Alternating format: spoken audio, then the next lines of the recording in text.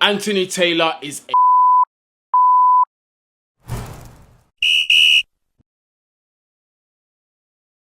What's going on, people, and welcome to Man Knows Football. You are here with Guni, and I know it's like almost 24 hours late, but I have been absolutely hanging and I've been struggling today because yesterday at the football factory was an absolute madness. It was absolute chaos over there, as you can well imagine. But if you're from New York City, man, and you're not watching games at the football factory, I don't know what you are doing, man. Big up everyone over there at the football factory, the Gaffer Jack and all that. The most hospitable guy that you will ever meet, man. I highly advise that you go down there in the dungeon and you check it out when your team are playing. It doesn't even have to be the team that you're playing, but definitely check out the spot.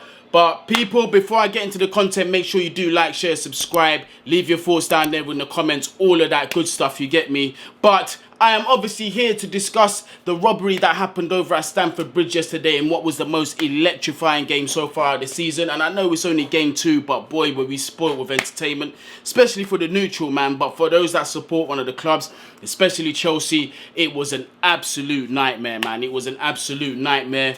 We're going to come on to this incompetent prick of a referee in a bit who's disgracing bald men again all over the world. But if you lot want to know the lineups, you can see it here and here. I've got both Chelsea and the Scumbags team on that side. And I'm just going to start off with the positives. The first half, Chelsea were absolutely unplayable. We were brilliant in terms of the pressing, the passing, the fluid movement, all of that stuff, man. We was just amazing, immaculate at it. The line-breaking passes coming from Koulibaly, the range of passing coming from Koulibaly as well. Left foot, right foot. The guy's techers is unbelievable, and as a defender as well, he's just a maestro. He's just brilliant. He's an absolute elite centre-back. And here I am, I'm hearing Koulibaly's finished. Koulibaly's too old. He's going to struggle with the pace of the Premier League. Yeah, when players are running at him, he's going to struggle. Nah, sir. Not for me. Absolutely not for me. Koulibaly right now is definitely an elite centre-back, and he's going to prove it to you week in, week out in the Chelsea shirt. And if you even want to call him a Rudiger replacement, he is, for me, that's an upgrade, 100%. 100%. But our wing backs as well done a very, very good job. Special shout out to Ruben Loftus-Cheek, man. Absolutely special shout out to him because I thought he was incredible in that right wing back position. I thought he was brilliant. Both him and Cucurella massively pinned back the Spurs wing backs. They were not even getting out of their half. Therefore, it was really stifling their play on getting that ball into that midfield. They could not connect the gap. And every time that they did get that ball, we just overloaded them. We pressed them out of the game completely. N'Golo Kante winning the balls high up the pitch. Mason Mount dropping in from the attacking positions to help create that midfield free. It was just a masterclass from Thomas Tuchel. The in-game tactics, the in-game changes, the in-game switches were just incredible. And you know Thomas Tuchel is absolutely world class at that. And you know what, people? Before the game, you lot thought I forgot that I don't own my L's. You lot thought that I forgot. I was not too optimistic. I certainly did not expect the performance that I was seeing. So I'm happy to be humbled. Although the result did not reflect what we deserved, I am happy to be humbled and I am proud of what I saw from the boys. Jorginho had an excellent first half in my opinion. Only one bad touch literally, but he was doing all the things that I was asking him to do from before on a consistent basis. He was physical. He was playing his passes when he was supposed to play them. He was robbed of an assist in my opinion. That ball that he dinked for Ruben Loftus-Cheek.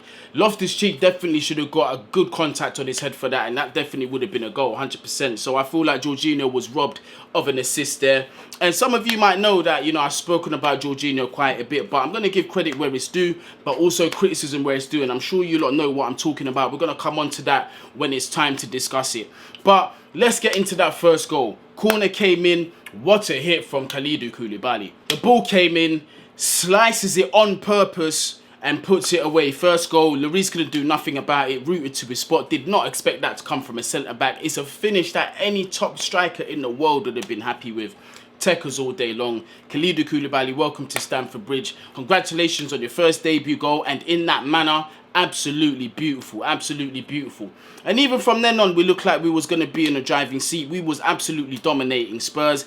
And then the moment of controversy did begin, and that did come from that foolish referee.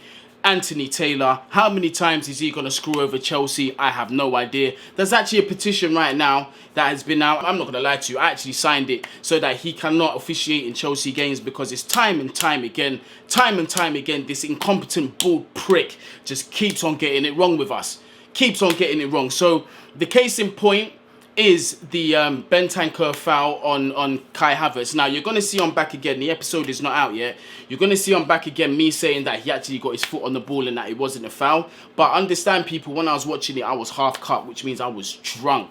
Well, not like paralytic drop, but I was mash up. I was a little bit mash up in the dungeon, you get me?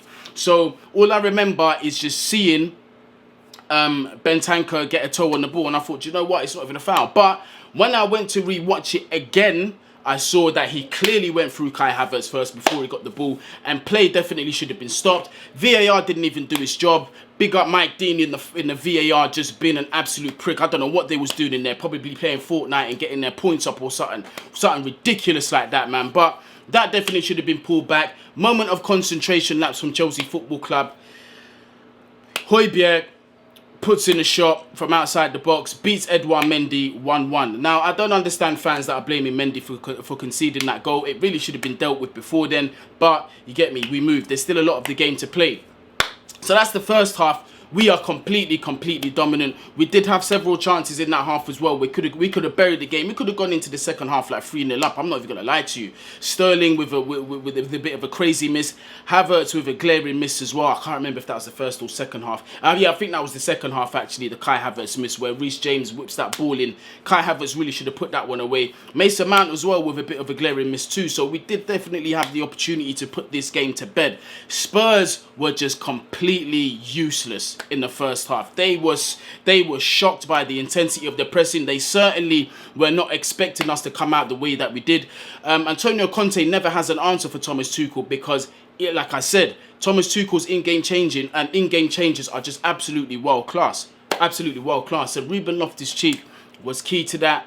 Koulibaly for me stood out as well. He was brilliant in that first half. Second half gets underway. Chelsea, you can see that Conte has made some changes. He's now gone back to the back four. So obviously he's coming in with a more attacking threat. He feels like something can be got in the game. But we are still very dominant in this game. We are still controlling this game. The fluidity is still there.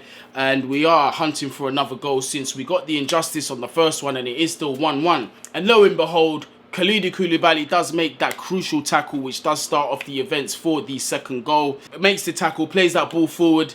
Raheem Sterling does find Reece James, who effectively is one-on-one on Lloris, puts the ball away, 2-1. At this point, I'm thinking we're leaving here with all 3 points. Expressions is in the mud. Tapping Tobes is in the mud. We are coasting clear for a win against Spurs. I'm not going to lie, I was absolutely buzzing at that point. The football factory went off, just stinking of beer, completely stinking of beer. I'm not going to lie to you, man.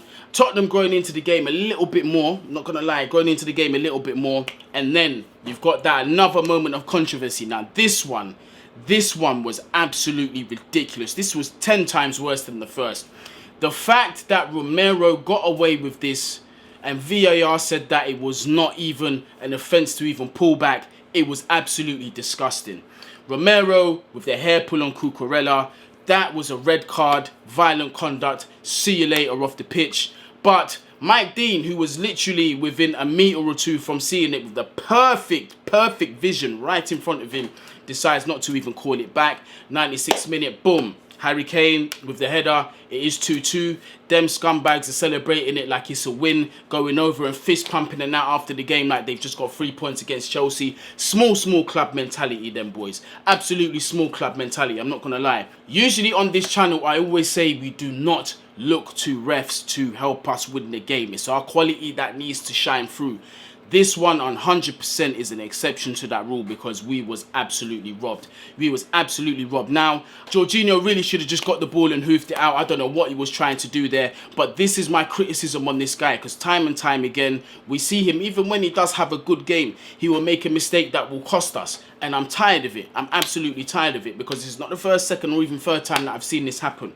That needs to stop. It absolutely needs to stop and it needs to be addressed. But the officiating that happened here is an absolute disgrace. Anthony Taylor should definitely be investigated for this and he should probably be suspended. How him, if he refs another top level game in the Premier League, it just goes to show that our league's going to be in tatters. Yeah, we've got the most entertaining league, but it's always spoiled by refereeing decisions. Always spoiled by refereeing decisions. Always spoiled by the inconsistencies in the VAR decision, man. It is disgusting. He should never officiate a game again, and Mike Dean should never be in the VAR backstage ever again. And I really mean that. I absolutely mean that. They are an absolute joke to the game. They are a joke to the refereeing world as well. They just need to go. They are just absolutely useless. And clearly, I don't care what anybody says, it smells like there's an agenda against Chelsea anytime that this guy is reffing. Because listen, it's not the first time this has happened.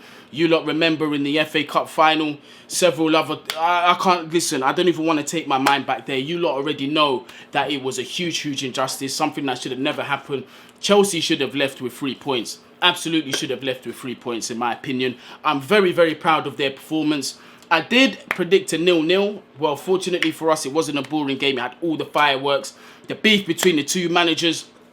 Obviously, Antonio Conte being the ex-Chelsea manager. The passion in both of the celebrations.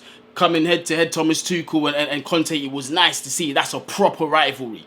That is a proper rivalry. Not all this handshake and pally-pally thing that's going on between Jurgen Klopp and Pep. Oh, two civilized men. This is how real rivalry should be. Should finish. Nah, mate. Yeah, I'm from the era where managers wanted to take each other's heads off. Are you crazy? Alex Ferguson and Arsene Wenger in them times there. Mental things that was going on back then. So it was nice to see that. Obviously, both men did get sent off, which means that they will not be in the dugout for either of their teams.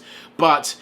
listen, it is what it is. It was nice to see that, I'm not going to lie. The handshake at the end of the game where Thomas Tuchel pulled him close and he was like, look at me, yeah? Look at me, yeah? I you up. Yeah, look at me, yeah? And Conte was like, what do you want, what do you want, you want me? Come on, what do you want, all of that stuff. It was hilarious. It was absolutely hilarious. So, a bit of the old school shithousery for me that I love to see. Some people don't, but to each his own, innit? But for me, I'm not going to lie to you, my man of the match, there could have been several candidates here. Could have been several candidates.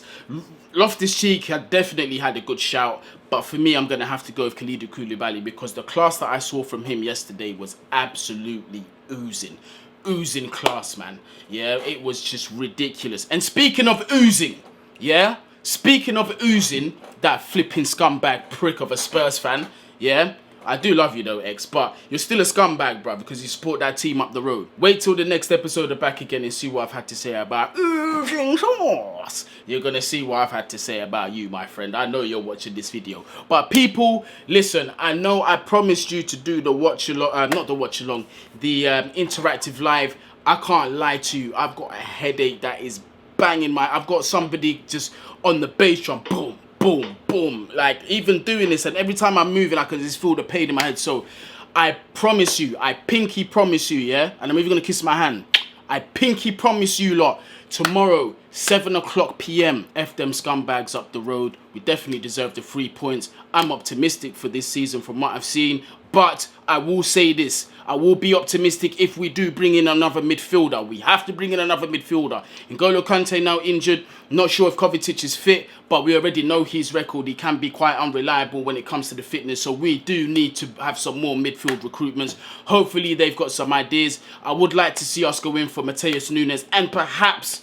yeah, and this is a name that we haven't been linked with yet. Kwadio Kone, who is actually a DM. I would love to see those two come in the door. And I believe we could probably get the business done, but for less than that 80 million. So hopefully Chelsea, please do the right thing. Because I do think that will set us very good for the rest of the season after the transfer window closes. But again, wherever you are, whatever you're doing, please people, make sure you do stay safe. Bless up.